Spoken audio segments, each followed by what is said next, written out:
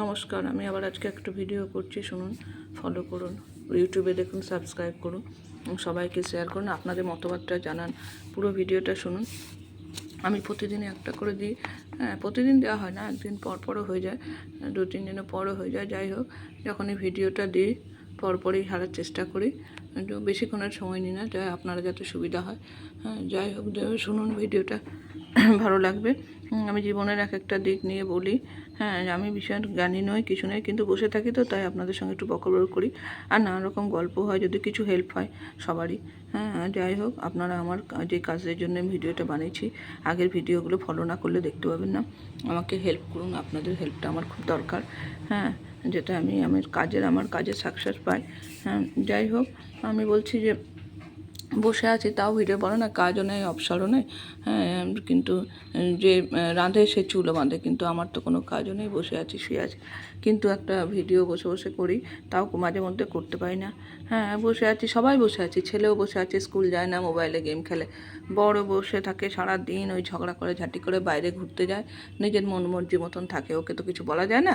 হ্যাঁ, ওই বর হিসেবে যিনি বসে আছেন গেটে, ওর সঙ্গে তো বরের কিছু নেই, আমার সিঁদুর টিন্দুর সব মোছা হয়ে গেছে অনেক বছর, সবাই জানে, ও দাদারা মামারা সবাই জানে, কিন্তু কি সবাই সব ঘটনা জানে, কিন্তু কেউ কিছু করবে না, চুপ করে বসে আছে। আর বাবা বললো তো কেউ কিচ্ছু করবে না, যদি তোমার এই ভিডিওর কথাটা জানে, বরং বলবে আরও মার, আমরা সামলে নেবো, তোকে দেখে নেবো, তুই ব্যবস্থা করে দে।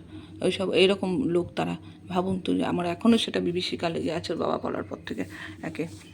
যাই হোক, এটা তো আমার তো পরিচয় দিতেই ভয় বাজে লাগে, ওর বাবা টাবা, শ্বশুরবাড়ি, বর, হ্যাঁ, এইসব দিয়ে। যাই হোক, বসে আছি, তবুও একটা কাজের মধ্যে ছিলাম। বিয়ের আগের থেকে সুন্দর কাজ করতাম, দুটো কাজ নিয়ে ব্যস্ত ছিলাম, 2-3টে কাজ করতাম, কোনো টায়ার্ড লাগতো না। হ্যাঁ, এত ভাল লাগতো না কাজের মধ্যে থাকতে, কিন্তু বেশি পয়সা পেতাম না, তবুও ভাল লাগতো কাজের মধ্যে থাকতে। এখন এমন হয়ে গেছে, এখনও বিয়ের পর যে কাজে যাব, ছেলের জন্য যেতে পারি না। এও তো প্রায় কাজ করে না, এখানে চলে আসে। 2 বছর 1 বছর যে কাজ করবে নিশ্চিন্তভাবে, তাও নয়। হ্যাঁ, আমার বিয়ের সময় তো 1 বছর সেই কাজটা হলো। হ্যাঁ, যাই হোক, এরকম অবস্থা। এখন 1 মাস 2 মাস কাজের জন্য আবার বসে থাকবে ঘরে, ঝামেলা ঝঞ্ঝট, ওকে সামালবো, মায়ের সঙ্গে এ কী কাণ্ড করে বসবে তার নাই ঠিক, মা ভাইয়ের সঙ্গে এসব জন্য। আর ছেলের তো জন্য যেতেই পারিনি, যদি এবার যেতাম কী করতাম, কাজের জায়গায় গিয়ে তাড়াতাড়ি তাড়াতাড়ি করে ঘরে খানিক কাজ সেরে গিয়ে, রান্না বাড়া সেরে গিয়ে যদি যেতাম কাজের জায়গায়, তো কাজকে 1 পয়সা তো রোজগারের কিছুই হলো না, কোনো জন্য করতে পারলাম না বিয়ের পর থেকে। কাজের জায়গায় যাবো, আবার ঘরে খানিক সেরে গিয়ে আবার ঘরে, কে মা কি অত করতে পারবে, মা করবেও না, দায়িত্ব নেই অত। হ্যাঁ, তো এসে পরে আবার খানিক খাওয়া দাওয়া, রান্না বাড়া, ছেলের জল গরম, চানের জল, এই স্কুল থেকে আসবে রেডি করা। হ্যাঁ, কোনো দিন স্কুলে পৌঁছে দিয়ে আসা, আবার নিয়ে আসা। হ্যাঁ, এইসব ডিউটি করতে করতে কোনো জায়গায় স্থিরভাবে 1 ঘন্টাও করতে পারিনি। হ্যাঁ, যে তারপরে প্রায় দিন যেতে পারতাম না, যেতাম না। এই ছুটি থাকলে, ছেলেটা স্কুল ছুটি থাকলে আমাকেও বসে থাকতে হয় ঘরে। হ্যাঁ, তাহলে ওর বাবা বসে থাকলে আমাকে বসে থাকতে হয় ঘর পাহারাতে। এই করতে করতে একটা কাজের, সবাইকে বলছি, এটা কাজের ফ্লোটা রাখতে হয়, নাহলে খুব মুশকিল হয়ে যায়। কাজের ফ্লোটা বন্ধ হয়ে গেলে, যে আমি যে একজন দাদার কথা বললাম, হ্যাঁ স্যার, একটু ব্রেনের প্রবলেম হচ্ছিলো, মানে ডিপ্রেশনের মতন এইসব ছিল, মানে নানা রকম। ও তো বিরাট পয়সা, ওরা ভেলোরে চেন্নাই দেখি দেখি ঠিক হয়ে গেল। তো যাই হোক, সে এমন হয়ে গেছিলো, কিন্তু সে কাজের জায়গায় একদিনও অ্যাবসেন্ট করতো না, ওখানে গিয়ে চুপচাপ বসে থাকতো, কিন্তু কাজ করতো, সবাই কাজ করছে দেখেও কোনো রকম হতো না, হেজিটেট হতো না, কিছু না। হ্যাঁ, চুপচাপ, কিন্তু একটা দিনও না যাওয়া করতো না, অত শরীর খারাপের মধ্যেও চুপ করে বসে থাকতো। ওই যে কাজের মধ্যে থাকাটা এখনও ঠিক হয়ে গেছে, আবার নিজের জায়গায় ফিরে গেছে। হ্যাঁ, আর আমার যে ছাড়া হয়ে গেল, একদমই পুরো ছাড়া হয়ে গেল, আর যেতেও পারছি না, কিছু না, এখন তো একদমই চলতে, বাইরে বেরোতেই পারছি না। যাই হোক, খুব কম, খুব জরুরি কাজ না থাকলে খুব সাবধানে বেরোই, এই তো অবস্থা দাঁড়িয়ে গেল। ফ্লোটা নষ্ট করা উচিত না, কাজের মধ্যে গিয়ে বসে থাকাও ভালো, কিছু কাজ না থাকলেও, 2 পয়সা রোজগার না হলেও কাজের মধ্যে যাওয়া ভালো। হ্যাঁ, মনটাকে করে, তাহলে মনটা ভালো থাকে, সবই ভালো লাগে শরীর। কিন্তু আমার তো বললাম উপায় নেই, এসে পরে দৌড়ে দৌড়ে দৌড়ে দৌড়ে রান্না করা, এই করা। হ্যাঁ, যে গিয়ে 2 দিন বসবো। হ্যাঁ, ছেলের জন্য আমার জীবনটাই নষ্ট হয়ে গেল। বেকার আমি জন্ম দিলাম, তাই ভাবি। ওর বাবা চায়নি, এটা সত্যি কথা, কেন চায়নি জানি না, ওদের মধ্যে কিছু ব্যাপার হয়েছিল, ওরা ভেবেছিল বিয়ে দিয়ে ওখানে রেখে দেবো। যাই হোক, ওটা যে কিছু ব্যাপার ছিল একটা, যার জন্য, কিন্তু আমি নিজের ইয়েতে, নিজের বাপের বাড়ির সম্মান, নিজের ইয়েতে যে সংসারটা করবো বলে এই ছেলে ছেলে করে ছেলেটা হলো। হ্যাঁ, যাই হোক, অনেক ঘটনা, সব তো বলা যায় না, অনেক প্রাইভেট জিনিসও আছে সবারই, সেগুলো তো সব বলা যায় না। বিয়ে হয়েছে যখন, ওদের নিয়েও বলা যায় না সব জিনিস, ওদের অনেক ঘটনা আছে, সেগুলো তো বলতে পারছি না। সব প্রাইভেট জিনিস তো বার করা যায় না, সবাই বুঝতে পারছেন। হ্যাঁ, আর কি বলবো, এবারে এই করতে করতে কাজের ফ্লোটাও নষ্ট হয়ে গেল, ঘরে বসে আছি, এক পয়সা কোনো দিক দিয়ে কোনো সোর্স নেই আসার। এটা খুব খারাপ জিনিস, কিন্তু এটা নিয়ে কিছু করার নেই। এর মধ্যে যখন আমি ও কাজ করতো, এবার কাজ চলে গেল, সেখানেও আমাকে হাজিরা দিতে হতো। ওর বড়দা বলে দিল যা ওকে নিয়ে চলে যা। হ্যাঁ, কলকাতা অফিসে একটা জায়গায় কাজ করছিল, ভালো কোম্পানি। আমি ওইখানে যখন নিজের পোস্টটা অনেক উঁচু পোস্টে দিয়েছিল, কাজটা কোথাও নিচু পোস্টে নেবে, কিন্তু ছেড়ো না কাজটা। ওদের বাবা ওর আবার ফুটানি কোনো জায়গায় আসলে জানি তো, ওর এরকম অসভ্যতা মেজাজ, এই মাথার ঠিক নেই, এগুলো কোন জায়গায় সহ্য করবে?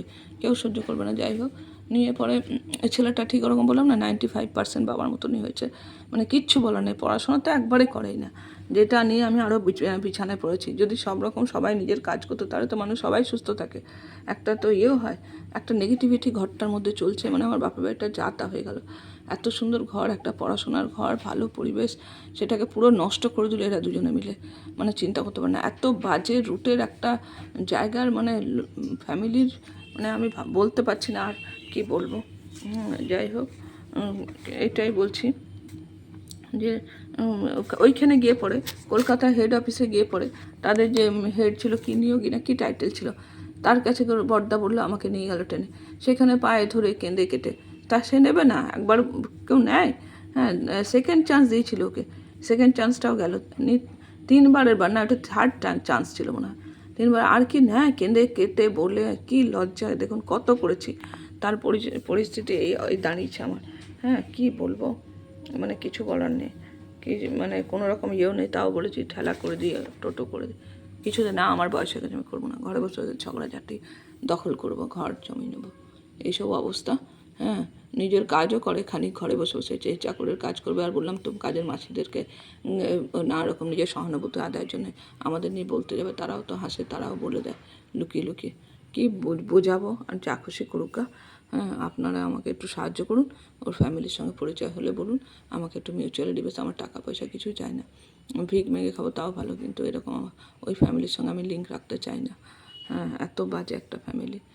যাই হোক, ওই ছেলেকে বাবাকে নিয়ে যাক, ছেলেকে না নিয়ে যেতে, ছেলেকে কেউ নিয়ে যাবে না জানি, বাবাকেও নিয়ে যাক, ছেলেকে আমাকে নিতে হবে, আমি দায়িত্ব নিয়ে নিয়েছি, আমি সেই জন্য কোনো ইয়ে করি না, আমি বলেই দিচ্ছি ওপেনলি, দায়িত্ব নিয়ে ছেলেটাকে নিয়েছি যখন, তখন আমাকে এই ছেলেকে নিয়ে ভরণ পোষণ, যা ছেলে হোক, যদি কোনো কর্ম না করে বাবার মতনই যদি বসে থাকে, তাহলেও আমাকে বইতে হবে যতদিন বেঁচে থাকবো। যাই হোক, আমার বাপের বাড়ির অনেক হেল্প, তাকে পড়াশোনা ইয়ে করাক, আমার আজ পর্যন্ত এখানে থাকার জন্য ওদেরকে অসংখ্য ধন্যবাদ, প্রণাম। তারাও নানা রকম আজে বাজে করেও, কিন্তু কি করব, শব্দ সহ্য করছেও তো, যে গরু দুধ দেয় তার চারটাও সহ্য করতে হয়। আর এরা তো করো না, মাসে 10 পয়সা পাঠালে হয়তো কি খুশি, তার নেশাতে এতে বেরিয়ে যায়, আর মেজাজ তখন আরও চলো। আমি বুঝতে পারি নিশ্চয়ই কোনো দিক দিয়ে সোর্স এসছে, বন্ধুদের কাছ থেকে নয়তো এই কোথা থেকে সোর্স এলে তখন ওর মেজাজ আলাদা, তার নেশাও বেড়ে যায়, জিনিসপত্র আনা, তার বুঝতে পারি। যাই হোক, ধন্যবাদ, দেখবেন, ফলো করুন, পুরো ভিডিওগুলো শুনুন, দেখুন, ধন্যবাদ। এবং দেখুন, প্রত্যেকটার মধ্যেই আমি কিছু না কিছু একটা করে ইয়ে দিয়েছি, সমাজের দিক ধরে দিয়েছি, আপনারা সেটা ভালো করে বুঝুন। নমস্কার, ধন্যবাদ।